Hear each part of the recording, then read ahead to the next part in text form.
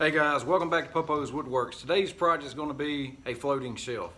And yes, I know there's a million of these on YouTube and online or whatever.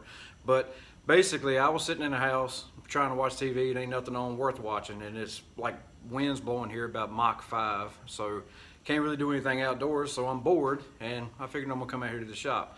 So I just recently built a full bed and I had some leftover 2x12s. So that's what I'm going to use to make my floating shelf, because basically I've got this little glass shelf, whatever you want to call it, is under my TV on the wall, and I want to do a wooden floating shelf, just do something different. So I'm bored, I got the wood, and it doesn't take a whole lot to do it, so we're going to go ahead and get started. And like I just said in the previous clip, here's my lumber. Like I said, it's left over from the bed that I did because I bought too much lumber. So it's 2 inches thick, 12 inches wide, which is probably really, I'd say, 1.5 inches thick by probably 11 3/4 at the most. I hadn't really measured it, but it's going to do for what I needed to do. And then it's going to take some dowel rods, which I do have two, and I had these laying around, but these are, if you can see that, they're a 1/2 inch by 72, so they're 1/2 inch dowel rods. And ultimately, that's, other than screwing the back plate on the wall, that's what's going to hold the shelf up there. So let me go ahead and get rolling, and then it'll make more sense. What I'm gonna do is, these are, like I said, they're 12 wide, which is really 11 1/4, and that's a little bit too wide for me. So I'm thinking I might knock it down maybe 9. I'll probably just do 9-inch shelf. So what I'm gonna do is I'm gonna set my table saw up, and I'm gonna take off just a little bit of this edge to give it a good straight edge, and then I'll measure out to the 9 inches and take the rest of this off right here.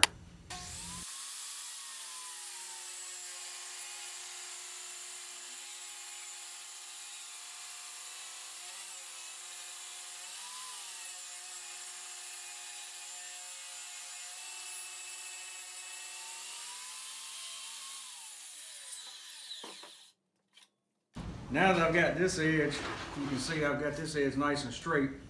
I move this back to cut off what I want. That way the straight edge is going to ride the fence, and I can cut this rough edge off right here. So I'm going to go ahead and fire it up and get it cut.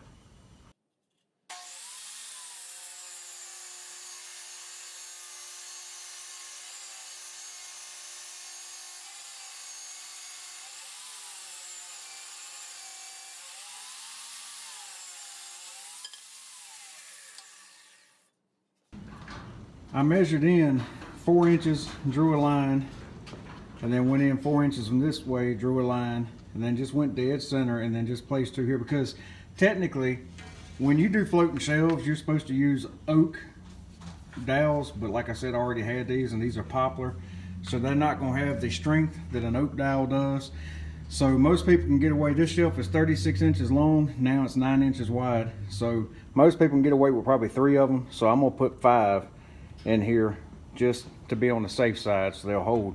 So now I'll take and find center of both boards of each line, and then take it over here to my drill press, and I'm gonna bore a hole all the way down through there as deep as I'm gonna do the dowel. And I'll probably run the dowel, because I got plenty, I'll probably run the dowel where it goes at least halfway of the board. I took this center punch right here and just went ahead and went dead center of the holes, and just hit it with the hammer just to tap it a little bit, so that way when the bit goes down in here like this, it won't dance around. It'll hit that bite and go right on through. Now I'm gonna get over to the drill press. I went ahead and drilled in, and then I'm gonna end up having to cut maybe about 1.5 inches off of this, so I'm gonna rip it on the table saw. But the reason I went ahead and did the holes is that way I know once I cut this, they're gonna match up perfectly. So now I'm gonna cut, I went the full length of the drill bit, so that's 4 7/8, so that ought to put it about right here. So I'm gonna go ahead and cut the dowels down to 4 7/8 inches. Now you can see here, I got the holes here.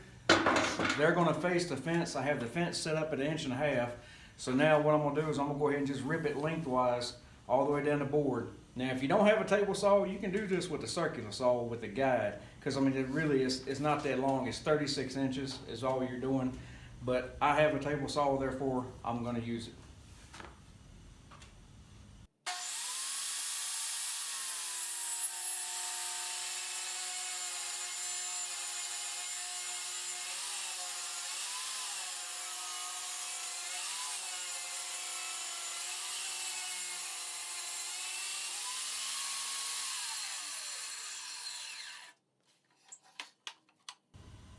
Now, I don't want to get my orientation wrong on the way that I cut this, because here's, see the holes on both sides now? This is the piece that's going to go against the wall, and this is the piece that's going to be the shelf, so it's going to have to, you can see this, it's going to have to sandwich together with the dowels. So if you flip it and get it disoriented, then it's not going to line up exactly like it came off the saw and hide that seam. So what I'm going to do is I'm going to mark it like this and put number 1 on it, and I can sand it off later. What I'm going to do here is, you see I got the dowel stuck in my drill press. Alright, reason I'm going to do that is I measured the 1.5 inches for the side that's going to go against the wall. That's going to be tight. You can beat that in with a hammer, but I don't want, when I go to put the shelf on, I don't want to have to fight it. So I made, I don't know if you can see that, I made a little line, and I'm going to take sandpaper and just hold it on here just to knock this down just a touch, to where when you go to slide the shelf part on, it slides on easy with no problems.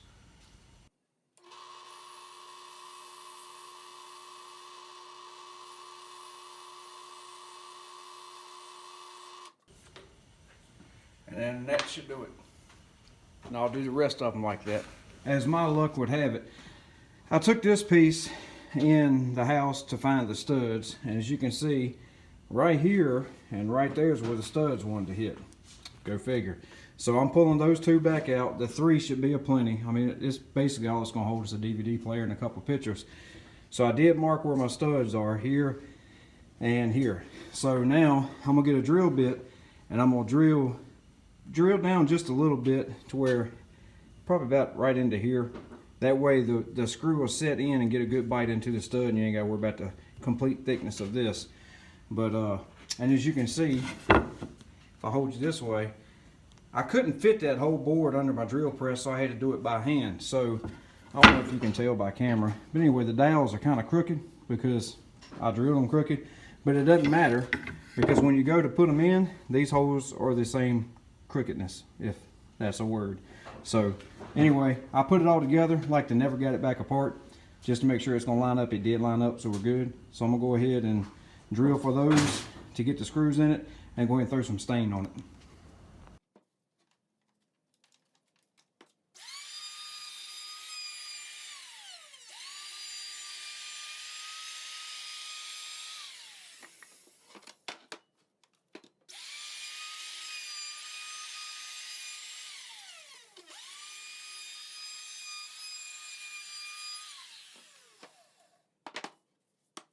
So now I got them stained, and as you can see, I kind of had a stain explosion over here. My board hit the can, and brand new can, and dang near spilled the whole thing.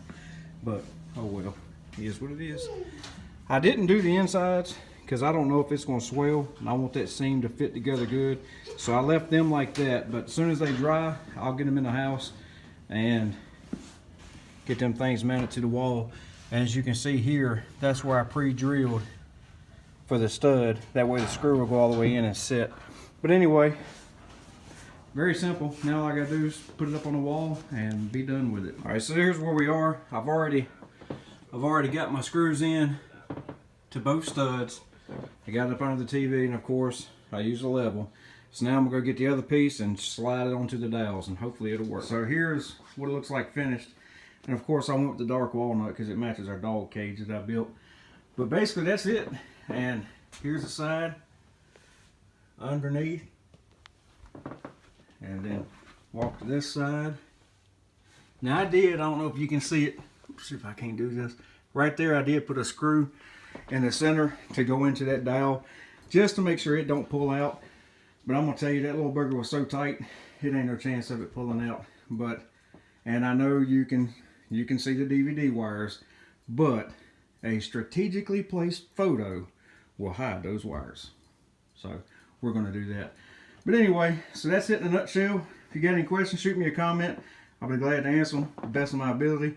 And like I always say, thank you for watching. Have a nice day. Like and subscribe.